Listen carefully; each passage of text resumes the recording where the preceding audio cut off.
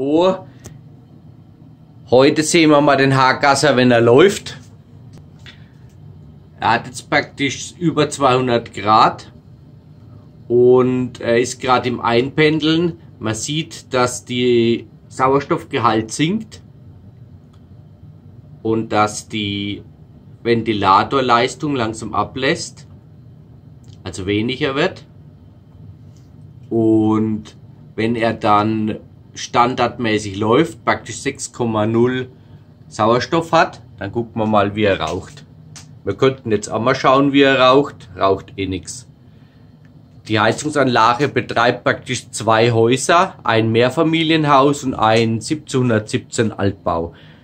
Quadratmeter 150, 200, 200, 300, 400, so schätze ich mal so 400, 450 Quadratmeter.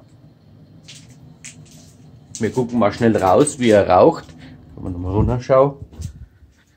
Keller, Motorsägen, alles da. Hi! Servus. Muss mal einen Kamin filmen, wie er raucht. Warum? Weil ich der Haargasser Holzvergaser-Guru bin.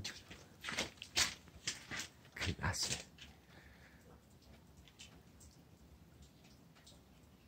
Wahnsinn, wie der qualmt. Ja.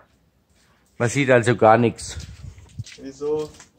Hatte ich schon mit jemandem angemault oder was? Nein. Mal von da.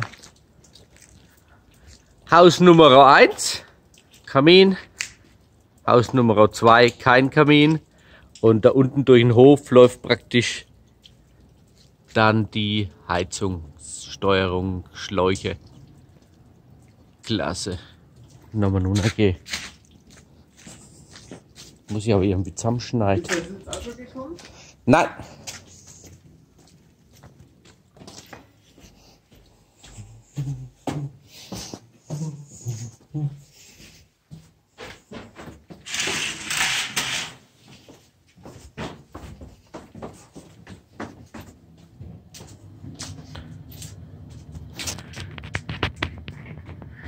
Ja, man sieht, es ist fast eingependelt, 5,7 Sauerstoff.